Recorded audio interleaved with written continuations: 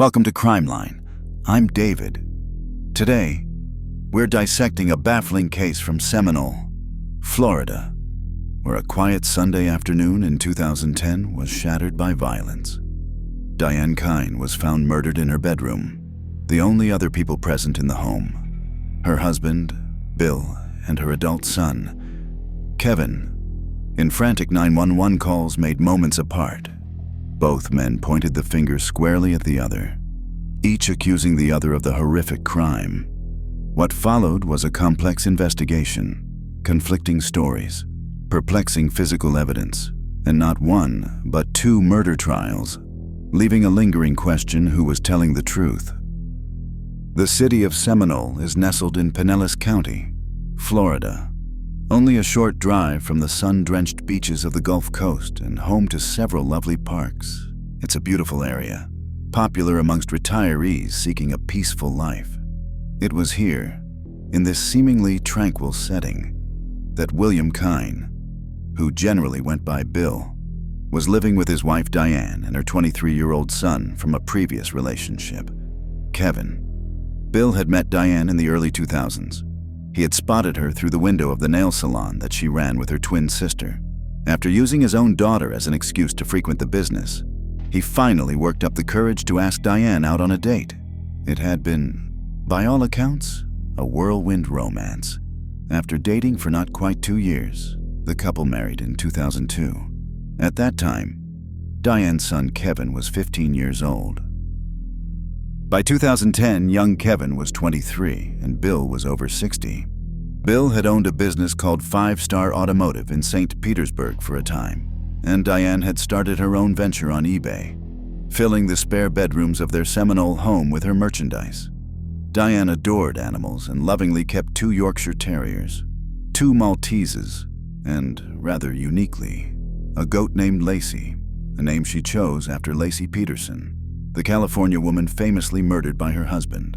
Outwardly, the Kyne family appeared to be a happy one. In a significant gesture, 4 years after his mother's marriage to Bill, Kevin had chosen to take his new stepfather's family name. Kevin Karakesh became Kevin Kyne. August 15th, 2010 was a Sunday. The day began relatively normally in the Kyne family's quiet Seminole neighborhood. The calm of this pleasant Sunday afternoon would not last, however. At just before 3 p.m., baffled and alarmed neighbors peered through their windows in shock and confusion to witness young Kevin Kyne and his stepfather, Bill, tumble from their house and continue a physical, chaotic struggle with each other on their front lawn. Articles of clothing were seen being discarded on the ground as the two men fought. Bill, the older but sturdier man, was able to get a hold of Kevin for a time, but the younger man's agility meant it would not last. At one point during the melee, the two appeared to struggle intensely while Kevin reached for his cell phone. Witnesses later recounted that the altercation seemed to go on forever, but in retrospect, the stepfather and son likely struggled for only a few desperate minutes. Kevin eventually managed to break free of Bill's grip. He then ran, dressed only in his boxer shorts, 2 doors down to a neighbor's home to seek help. Bill, also only partially dressed after the scuffle, returned to the house. Within minutes of this public disturbance, 2 separate 911 calls were placed, bringing police rushing to the Kyne home. The first call was placed by Kevin on his cell phone, apparently as he fought with Bill on the lawn. The older man had managed to get Kevin into a chokehold intermittently during the struggle, but not to fully restrain him. Kevin told the 911 operator a harrowing story. He claimed he had been taking a nap when he was awoken by his stepfather, Bill, who told him that his mother, Diane, needed to speak with him immediately. But when Kevin approached the bedroom where his mother was lying down, her face appeared discolored. He described it as black and blue.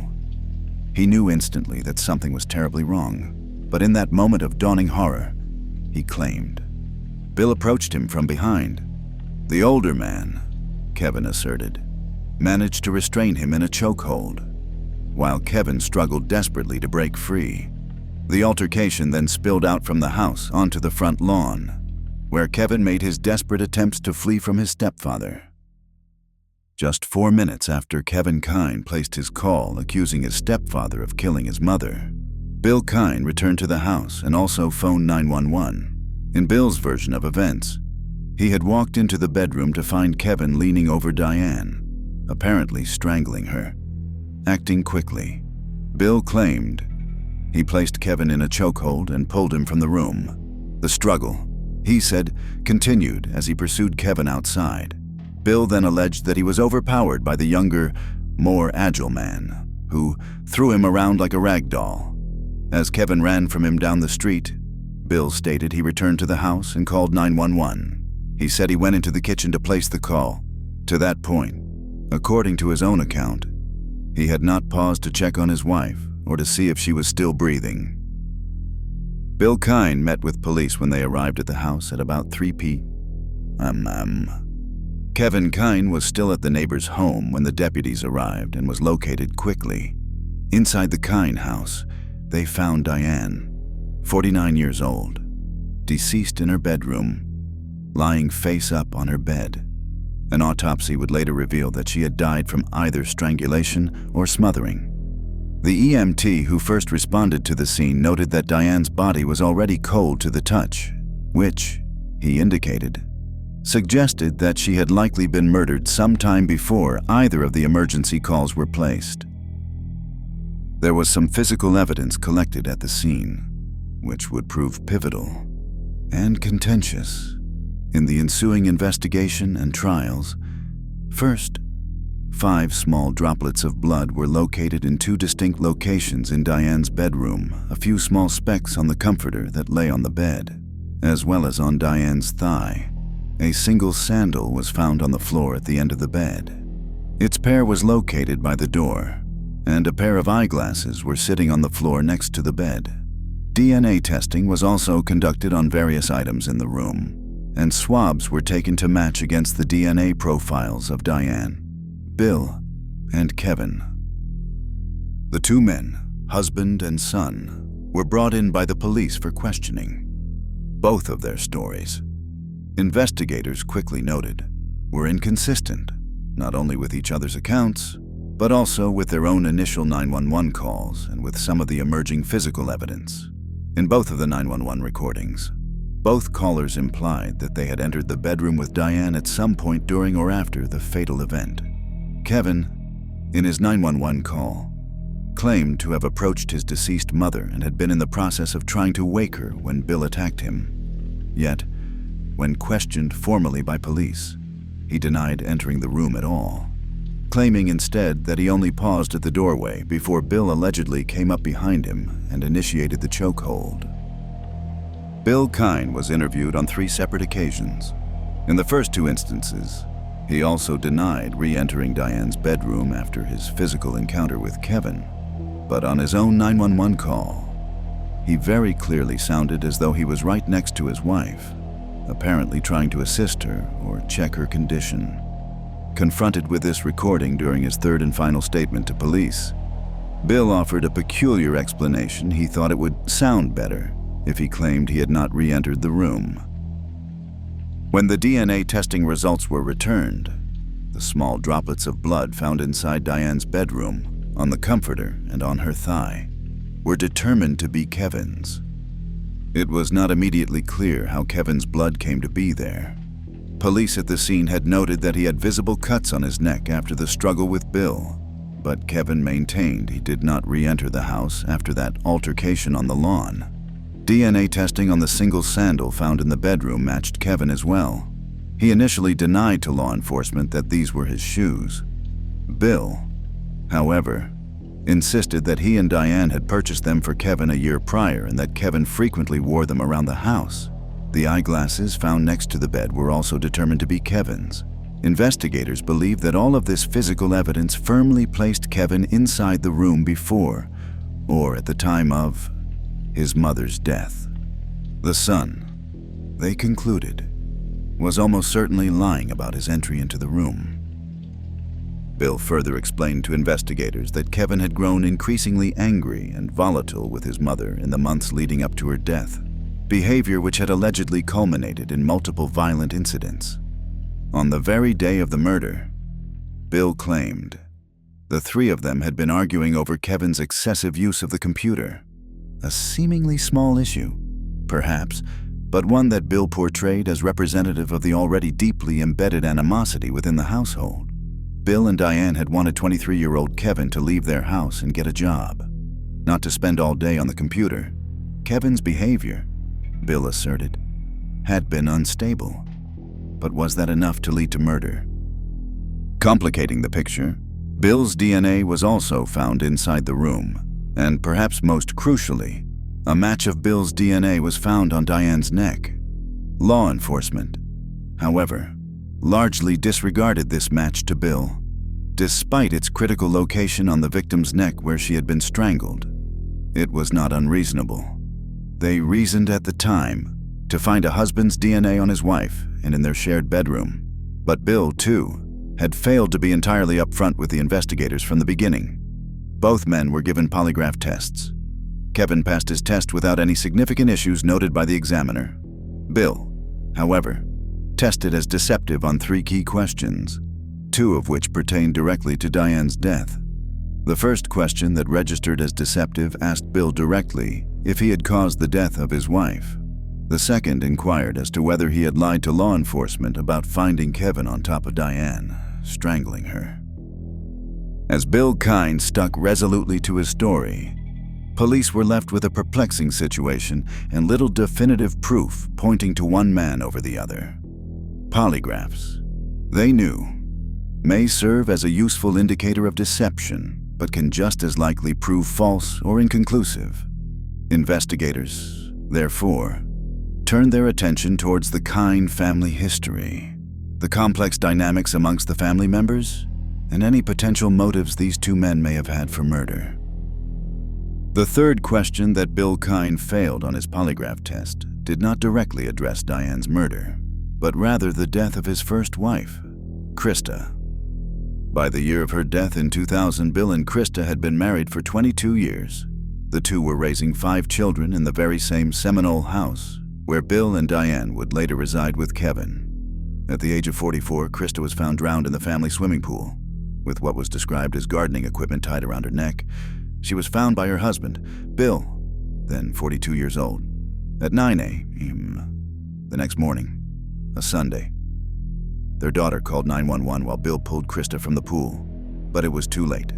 She was no longer conscious. It was unclear how long she had been in the water. Investigators at the time determined that Krista had tripped, hit her head, and accidentally fell into the pool. Bill was never considered a suspect in her death. Her death was officially deemed a tragic accident.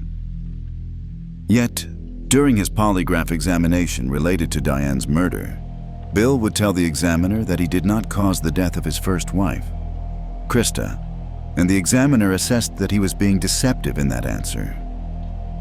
After Krista's death, Bill Kyne received a life insurance payout of $250,000, and this, investigators learned, was just one of multiple insurance payouts that Bill would receive over the years. It seemed that Bill Kyne had experienced some exceptionally bad luck in both his personal life and his various business ventures. Both Bill's auto shop, as well as a separate investment property he owned, had burnt to the ground in separate incidents, leading to additional insurance funds of undisclosed amounts. In at least one of these fires, the cause was suspected to be arson, though nothing was ever conclusively proven. Each one of these instances, when taken individually, had been deemed unsuspicious or accidental at the time, but taken as a whole, these substantial insurance payments were now a significant red flag for investigators looking into Diane's murder. When investigators in Diane's murder case looked into her life insurance policies, they found that Bill had taken out several policies on her, totaling a substantial $750,000. Kevin Kyne, however, also had a potential motive to kill his mother and a documented history of troubling behavior. In fact, he had a history of being argumentative, abusive, and threatening towards Diane, behaviors that were reportedly escalating in the months prior to her death.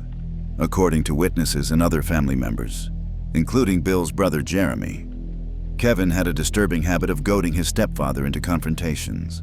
"Go ahead, hit me. Then I can call the police, and you can go to jail," he is quoted as saying to Bill. And the police were called to the Kyne home many times due to domestic disturbances. In each instance, responding officers would reportedly determine that although Kevin had often been the one to call them out to accuse his stepfather of aggression, Kevin, was frequently the source of the problem. And Kevin, by many accounts, was a problem to both of his parents. Kevin had dropped out of Seminole High School but had later managed to get a high school equivalency diploma.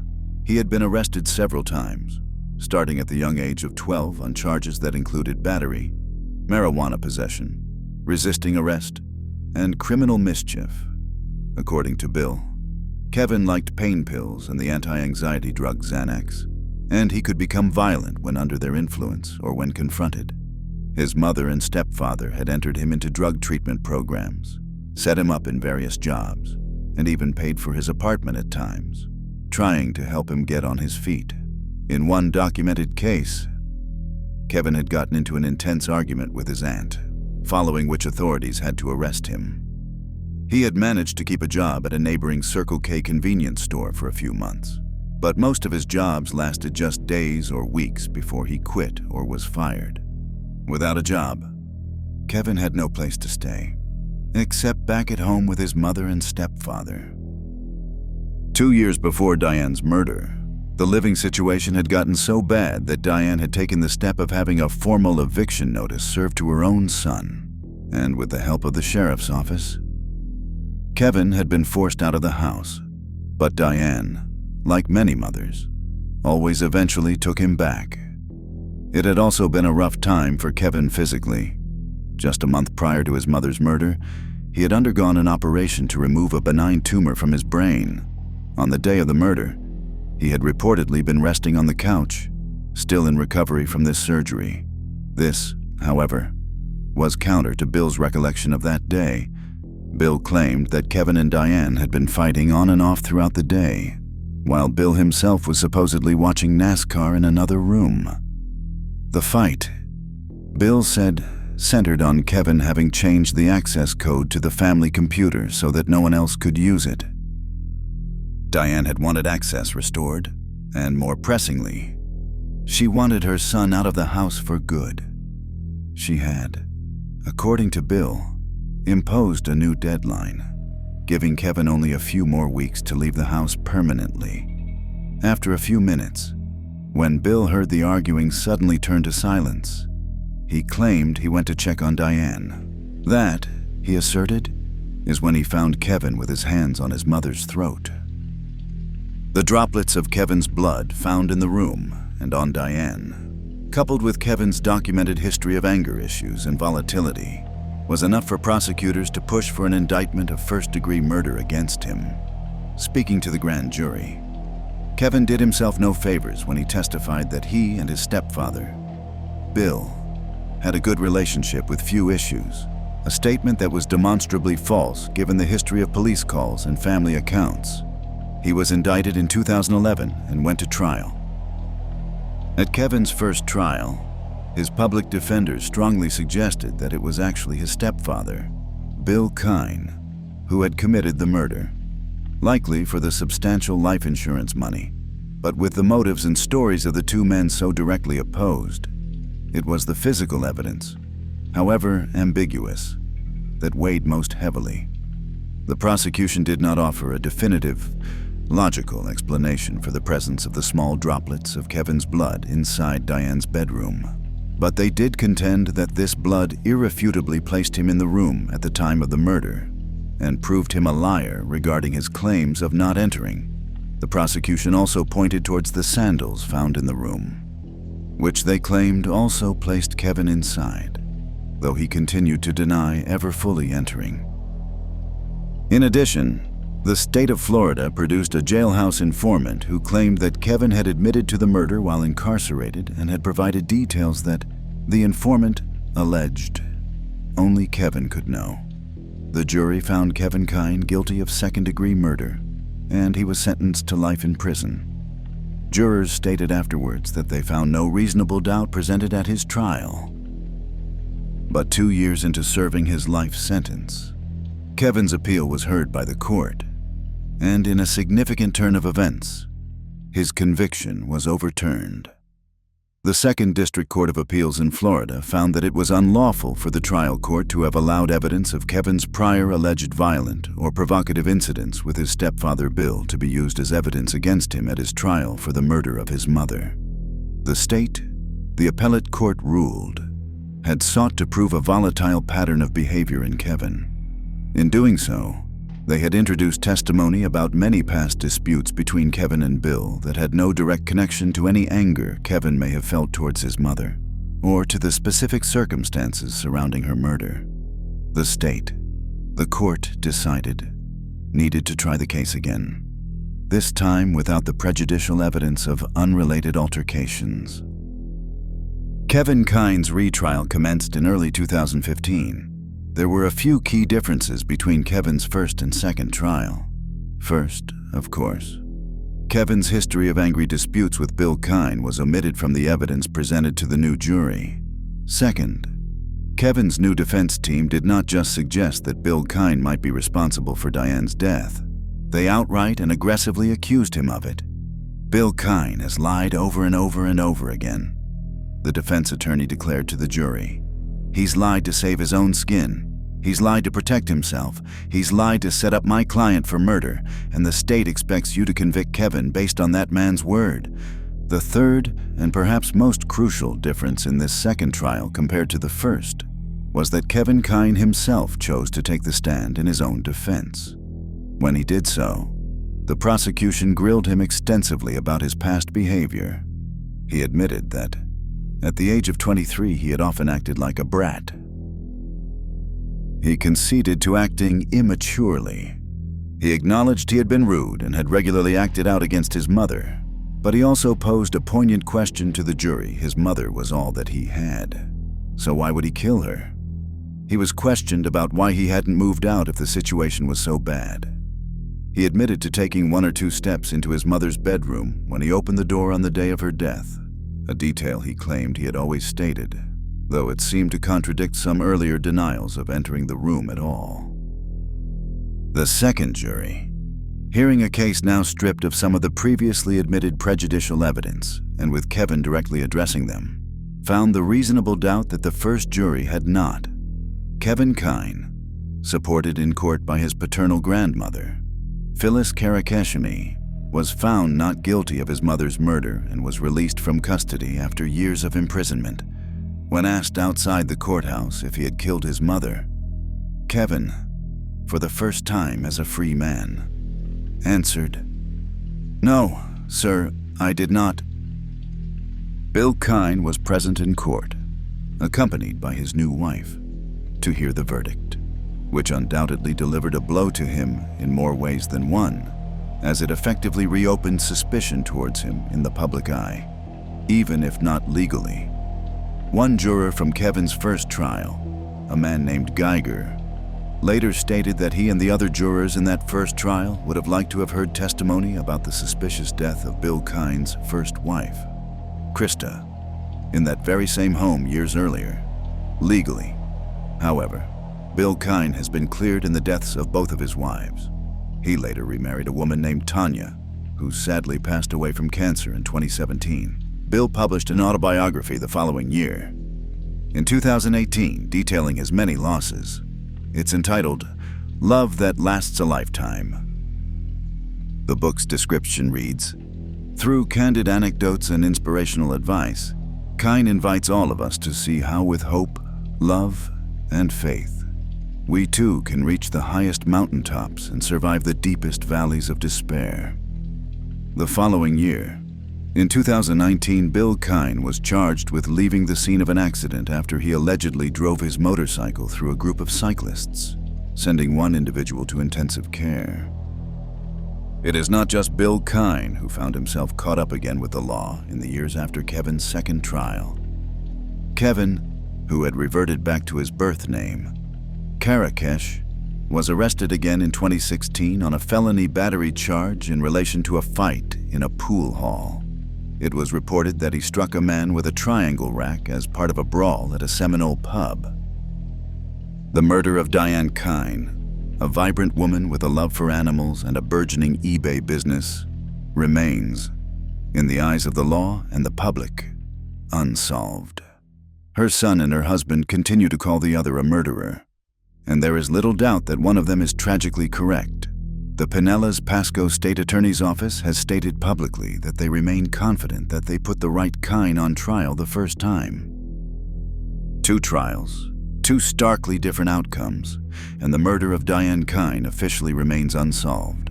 One man, her son Kevin, was convicted and then dramatically acquitted. The other, her husband Bill, lived under a persistent cloud of suspicion but was never charged in her death. Despite a troubling past filled with loss and convenient insurance payouts, with both men still pointing fingers, the unvarnished truth of what happened in that Seminole bedroom on that quiet, tragic Sunday afternoon may never be fully known, leaving only lingering, painful questions and the undeniable reality of a life violently and senselessly taken. I'm David, and this has been Crime Line.